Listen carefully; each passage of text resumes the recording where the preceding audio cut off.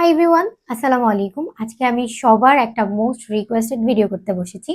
সেটা হচ্ছে কিভাবে আমি আমার ঠোঁটের যত্ন নিয়ে থাকি। পাশাপাশি আমি তোমাদের সাথে শেয়ার করব আমার কিছু সিক্রেট টিপস। আমি আমার প্রতিটি ভিডিওতেই তোমাদেরকে বলে থাকি তোমরা ১ সপ্তাহ ১০ দিন তোমাদের স্কিন কেয়ার করবে এবং সেটা থেকে একটা পার্মানেন্ট রেজাল্ট পেয়ে যাবে। এই ধারণাটা আসলে ভুল। আজকে আর আমি তোমাদের সাথে ঠোঁট কেন কালো হয়ে যায় সেই বিষয়ে আলোচনা করব না। সরাসরি আমি চলে যাব কিভাবে তুমি তোমার ঠোঁটের যত্নের মাধ্যমে তোমার ঠোঁটের পিগমেন্টেশন কিংবা কালো দাগ দূর করতে পারো। Step 1 is moisturise your lip. SPF যুক্ত যে লিপ বাম গুলো সেগুলো আসলে ঠোঁটটাকে প্রপার ভাবে ময়শ্চারাইজ করে না। তাই তোমরা প্রপার ময়শ্চারাইজের জন্য ভ্যাসলিন ব্যবহার করতে পারো কিংবা এসপিএফ ছাড়া লিপ বাম গুলো ট্রাই করে দেখতে পারো। Number 2 is San protection. একটু আগেই আমি বললাম যে এসপিএফ যুক্ত লিপ বাম ব্যবহার করার কোনো প্রয়োজন নেই। তবে এখন আবার আমি বলছি সান থেকে অবশ্যই লিপটাকে প্রোটেক্ট করতে হবে। সেটা কিভাবে করবে? তোমার যে সানস্ক্রিন সেটাই তুমি তোমার লিপে অ্যাপ্লাই করো এবং রিঅ্যাপ্লাই করো।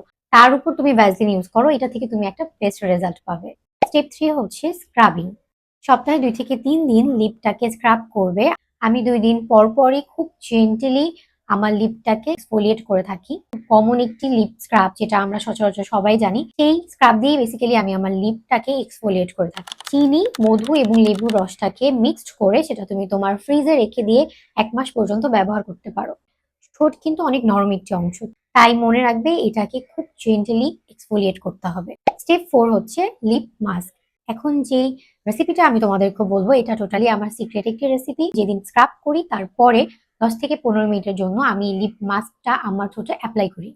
এটা হচ্ছে ঘি, কোকোনাট অয়েল এবং ভিটামিন ই ক্যাপসুল অথবা অ্যালোভেরা জেল মিক্সড করে তোমরা সেটা ফ্রিজে রেখে দিতে পারো। লিপ স্ক্রাবের পরে তুমি তোমার ঠোঁটে অ্যাপ্লাই করে 10 থেকে 15 মিনিট রেখে দিতে পারো। আমি তো এটা থেকে বেস্ট একটা রেজাল্ট পেয়েছি। তোমরা ইউজ করে আমাকে রিভিউ অবশ্যই আমার গ্রুপে শেয়ার করবে।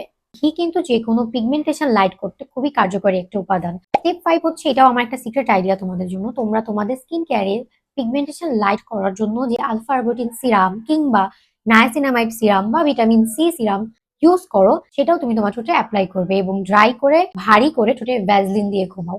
সকালবেলা ঘুম থেকে উঠে দেখবে ঠোঁট অনেক বেশি সফট হয়ে আছে। তুমি ইজিলি ঠোঁটে মাসাজ করলে ডেড সেল গুলো চলে আসবে। এই 5টি স্টেপ 1 মাস ফলো করে দেখো, এটা থেকে তোমরা একটা বেস্ট রেজাল্ট পাবে এবং সেটা কন্টিনিউ করে যাবে।